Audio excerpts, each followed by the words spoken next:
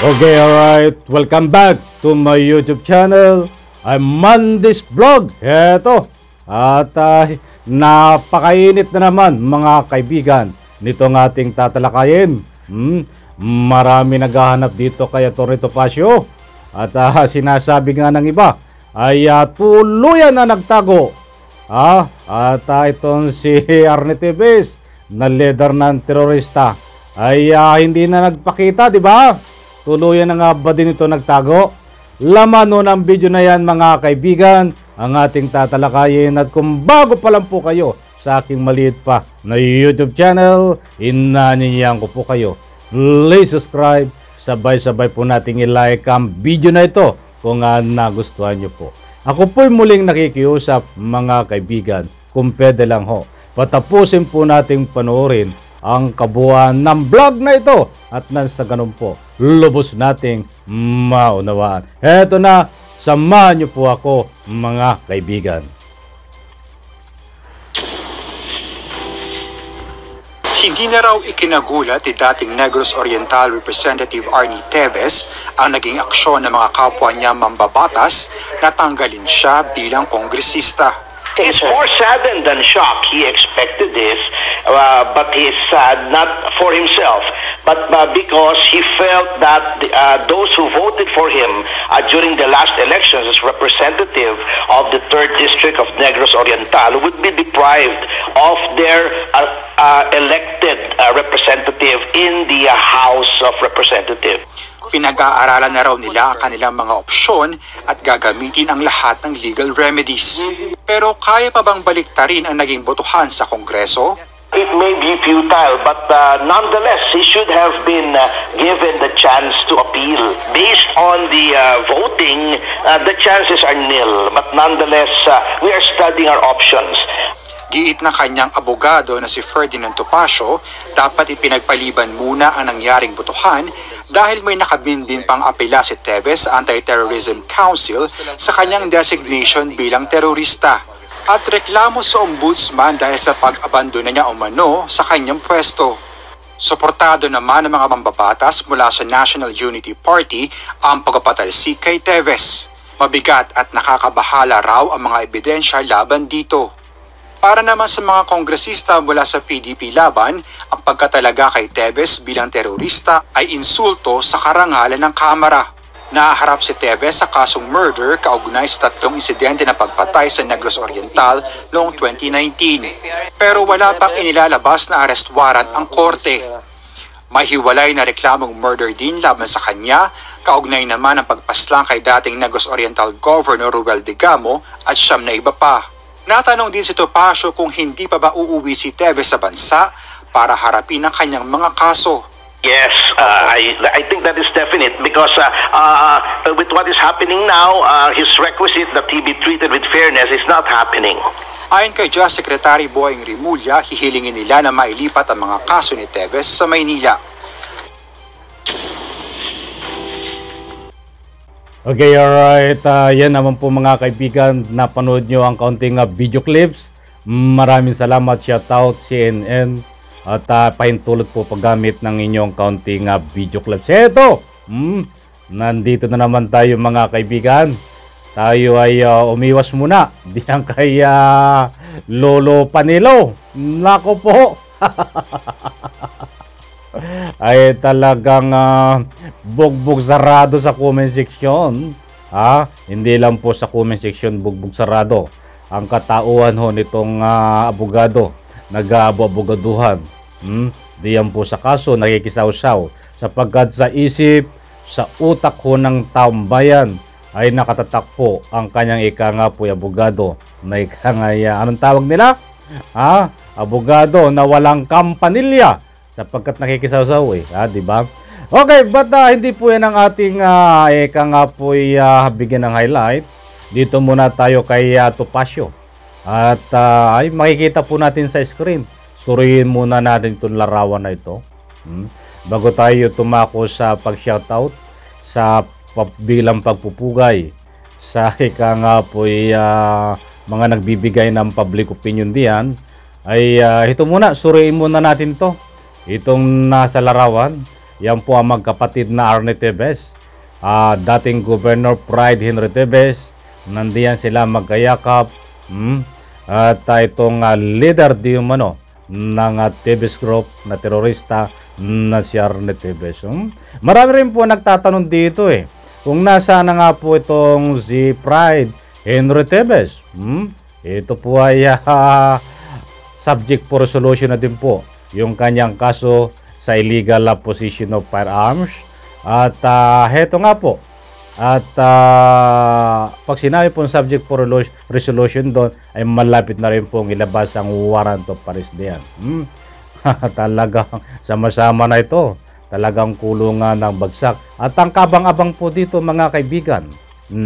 Dito sa inaabangan po natin na ika nga po ay probable cause. Ngayon po ay araw ng Sabado ba? Kung hindi ako nagkakamali. Marami po nating abangan dito po sa Digamo case at dito po sa kaso nitong ika nga'y magkapatid na ito at sa iba pa. At ito muna nga pansamantalang habang hindi pa lumalabas ay ika nga po yung resolusyon, ay dito po muna tayo sa ika nga po pinakita kong video ang tatalakayin. Marami pong kabang-abang mga kaibigan yan. Talagang sama-sama ito. Hindi po natin alam sa Lunes, Martes, Merkules, Huwebes, Biyernes sa darating pong linggo. Wow, talagang kabang-abang yan. Kung mayroon po talagang lalabas. Ano ang lalabas na yan? Siyempre warrant of arrest at itong tinatawag warrant of arrest doon po sa 2019 na naganap na ika nga po ipagpaslang di umano na tinuturong utak din na itong si Arnie Tevez at dito sa Digamo case. Binigyan ko lang kayo ng counting update to at baka sabihin nyo lang nakakalimutan natin talakayin.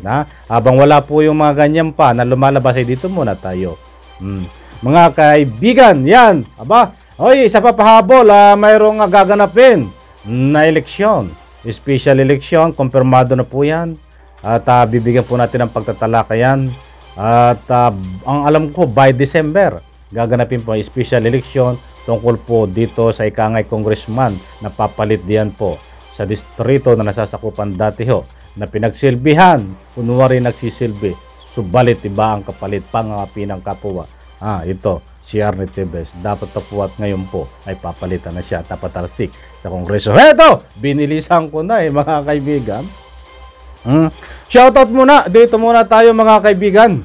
At bilang pagpupugay ko dito sa ating mga mahal na netizen na nagbibigay po diyan ng public opinion. Importante po natin yan. Dahil nga po bigyan ng pansin. Dahil kung wala po itong channel natin, kung wala po sila, wala rin po itong maliit kong YouTube channel. Kaya ako po ay pasensya na po. Huwag kayong mainip Karapat dapat po natin ito talaga bigyan ng pansin. Shoutout muna at maraming salamat. Stephanie. Stephanie, shoutout. Ito ang kanyang public opinion. Hindi ko maintindihan ang abogado na to. Ikaw na lang sumuko, Panilo. Ayan. Tungkol pa rin. Pinatutungkolan pa rin po dito. Ina-address ang kanyang ika nga po'y public opinion kay Panilo. Nako po, bugbog sarado ka. Panilo. Eto pa. Mula naman kay Rain Latore. Rain Latore, shoutout sa iyo. Maraming salamat sa inyong public opinion. Shoutout ni Panilo, pag nagdidepensa ka Tevez, kay Tevez, pag nagsasalitain na kayo ko, ay baka nahihiya. Dahil mali ang depensa. Dahil alam niya kahit mali ay pinipilit na paniwala ang taong bayan. Dapat Mr. Panilo ay umuwi ka na lang sa bayan mo, sa Naga, sa Bicol at doon ka na lang magpasikat ng iyong makitid na utak na parang di ka abogado. Binasa ko lang po. Buhat po yan, public opinion na yan dito kay Rain de la Torre. Shoutout sa inyong dalawa. Maraming salamat po sa inyong lahat. Inuulit ko po, yung mga hindi, ika nga po, nababasa pa. Huwag po kayong mag-alala. Ito po ay araw-araw na tuwing may upload ako ay magkukuha po ako ng mga public opinion para mabigyan ng daan mabasa. Heto, bilisan po natin pasensya na po. Talagang madami. Talagang kung baka ko ika nga po kung bibigyan ko ng pansin lahat yung nasa message sa messenger at dito sa public opinion, kukulangin po tayo ng oras. Heto, pambihira. Nasaan na nga ba itong si Atty. Topacio? Mga kaibigan, yung pong na yan, yung video na pinakita ko po sa inyo, yan po ay ilang araw na ang nakakaraan. after po na lumabas ng ng pagdeklara patalsikin diyan sa Kongreso itong si RTV siyang video na yan, ha? Buti po tayo nagkakaintindihan kasi ayaw ko po kayong maligaw ng landas. Kaya ngayon po ay nasaan nga ba itong si Atty. Topacio? At talagang tuluyan na yata nagtatago, di ba? Ganyan naman yun eh. Lagi nga kapag ika nga po gipit na at wala nang masabi, ay biglang magtatago eh. Hindi po natin alam kung kailan ito utlaw. But doon sa video na yan, ay bibigyan po natin ng din yung sinasabi niya na huling paraan. Gagawa sila talaga ng remedyo paraan para mabaliktad po ang ikangay kaso nitong si Arnie Tevez. Bibigyan po natin ng din yan. Ang tanong, nasaan nga ba siya ngayon? Marami naghahanap dito eh. Sapagkat sabi ng iba ay pinalitan ni Atty. Panilo, mga kaibigan. Talagang nasa bagay magkasama ito eh. Si Atty. Panilo at itong si Atty. Topacio. Parehas silang bagay na bagay. Unang-una, parehas silang nasobrahan ng talino. Ay, yan ang sikat, di ba? Laging napipicture eh. Ngayon ay ang taong bayan ay nagtatanong, lalo diyan sa comment section. Ito ba nga si Atty. Topacio ay pinalitan daw ni Atty. Panilo? Ay hindi ko po masasagot siya, mga kaibigan. Dahil alam mo itong mga abogado na ito ay mahilig sa lihim na pagtanggol, mga kaibigan. Ay kahit nga ito siya Atty. Topacio ngayon, ay kinu-question pa nga ng DOJ. Dahil wala pong kasulatan, katibayan, na ito ay katunayan na nagtatanggol ho. Diyan po kay Atty. Topacio. Dahil ayaw nyo magsumiti ho. Diba? Tanging ang pinaghahawakan lang ay siya daw po ay talagang by salita, by hearsay. Ang sinasabi niya, nagtatanggol ako kasi nagtatanggol ako eh. Yun ang sabi niya eh. Kaya hindi po natin malaman ang mga strategy, taktika nitong dalawang ito kung bakit itong si Atty. Topacio ay nasaan po ngayon. Huwag po kayong mag-alala. Uutlaw po yan. Malay natin sa Lunes. Uutlaw po yan. At sa kanyang pagtatago, nang ilang may isang linggo na eh. Nagtatago, di ba? Ay pag-utlaw po niya na mayroon namang ikang imbento, pananalita, mga taktika na dala na baka sabihin na namang imbento na naman yan. Alam po natin malapit na lumabas po ay ika nga po probable cause sa digamo kayo sa isa pang warrant of arrest, mga kaibigan. Kaya malaki po ang kabang-abang yan. Kaya doon po sa mga naghahanap kay Atty. Panilo, sikat si Atty. Topacio, nandyan lang po yan sa tabi-tabi, mga kaibigan. Pasensya na po, katawa-tawa naman, di ba? Tuwing utlaw sa social media yan, dismiss ang kaso, hinaras ang aking kliyente, walang ebidensya. Walang bago eh, di ba? Kangaroo court, ano pa kaya ang sasabihin nito ni Atty. Topacio? Mga kaibigan, baka busy pa ito. Baka busy pa. Diyan ho. Sa ika nga po sinasabi niya na ika nga po pag-remedyo. Sapagkat sasabihin niya gagawin lahat ng remedyo para mabaliktad ang kaso ni Arnie Tevez. Lalong-lalo na po diyan sa pagpapatalsik sa Kongreso, kayang baliktarin. Hindi lang niya masabing ganun eh. Diba? Ano pa ang purpose nyo? Kaya umaapila. Diba? Siyempre, ang purpose nyo, kaya kayo ay umaapila, gumagawa ng remedyo tungkol dito sa pagpapatalsik sa Kongreso ni Arnie Tevez. Ang unang purpose nyo ay mabaliktad ang kaso. Ika nga ay baliktarin ang desisyon. Diyos mayo mahabagin, nananaginip ka ng gising. Kaya mo bang baliktarin? Itong ika nga ay lahat. Hindi lahat, may 3 piraso na ika nga po ay hindi nakipag-cooperate, di ba?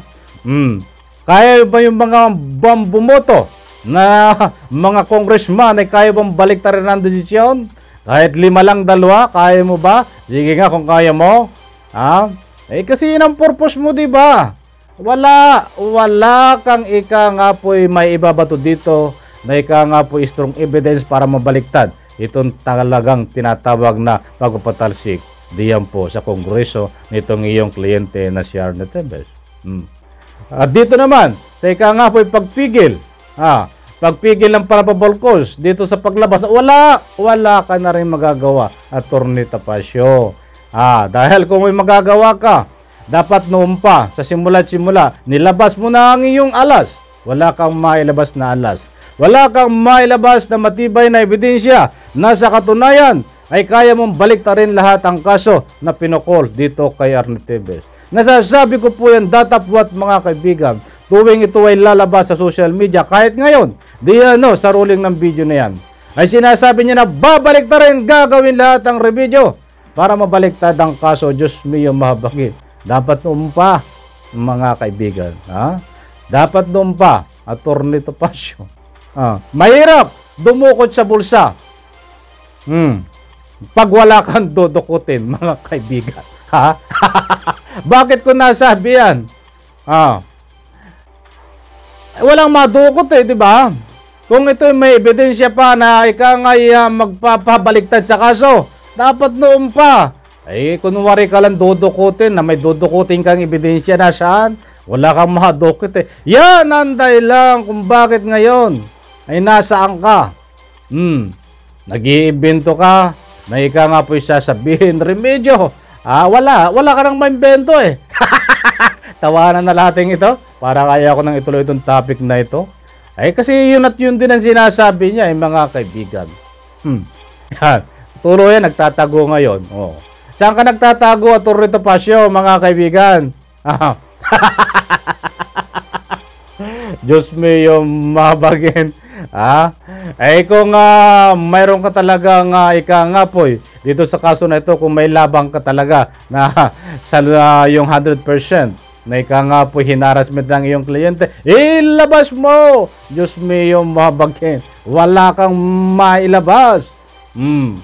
Kaya ngayon, ang punto, dibista po natin dito, binibilisan ko na Pasensya na kung mabilis ang pagsalita ko. Dahil, nga po, kulangin tayo sa oras. Ay kung ito ay nga po, nasa na ba tayo? Yung sinasabi niya na matitibay, na kayang baliktaran ng kaso, wag po kayo magpaniwala diyan.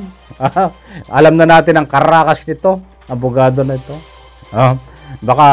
Baka maniniwala pa ako sa lasing, pero dito hindi. Ay totoo naman po mga kaibigan. Dahil ang lasing nagsasabi po ng totoo. Mga kaibigan, isa dito sa abogado na ito na sobrang talino. Ang lasing ay nagsasabi ng totoo. Pag sinabi niya lasing siya. Pero never niya sabihin na baluktutin ang batas. Hindi bumabaluktod at nagdilihis ng isyo ang lasing. Kaya dapat kapani-paniwala ang lasing na tao kaysa dito sa abogado na nasobrahan ng talino, mga kaibigan. Wag natin bigyan ng konting ito. Kita mo yung pagtatalakay ko, medyo mild kasi puro basura na to Ang pinakabuod po natin, mga kaibigan, kaya po nagbablog tayo, ay dito ang pinakabuod ng topic, dito ang gusto nating marating ay justice sa pinaglalaban po natin. But anyway, naging bahagi po ito at tulay itong mga ikangay pagtatalakay natin para matuntun po ang justice, mga kaibigan. But ang pinakapunto po dito ay mapusasan itong tinatawag natin na ikanga po kung sino ang utak dito sa pagpaslang kay Governor Digamo. Inuulit ko, ang pinakapunto dito, ang pinakadaan, mga kaibigan, para makamit ang tunay na hustisya ay maparusahan talaga beyond reasonable doubt diyan po sa korte, mga kaibigan. That's why, habang wala pa po ang mga probable cause, wala pang nagaganap ng pag-aresto, ay binibigay ko kayo ng mga iba pang ikangapoy nangyayari dito po sa kaso ni Arnie Tevez na kinakaharap, mga kaibigan. But anyway, ang masasagap nyo dito sa abogado na ito ay puro pagtanggol na ikangapoy. Alam nyo naman, hindi na ikangay naangkop doon po sa kaso na dapat ikangay ipahiwatig ng kanyang pagtanggol na ikangapoy lumilihis. Okay, alright. Sana po mga kaibigan, alam ko naintindihan nyo. At kung mapapasin nyo po, ay hindi ko masyadong inano to Dandahan lang di ba? Kasi yun din baka magtago ng tuloy yan to, hindi umutlaw. Hanggang ngayon, alam din, utlaw po yan, mga kaibigan. Pansamantala nagtatago lang yan. At pag-utlaw niyan at harap sa social media, sasabihin niya na walang ebidensya, harassment, yun ang masasabihin niyan. Nananaginip na naman nangising. Dito lang po tayo mga kaibigan, siya muna ating ibibigay sa inyo.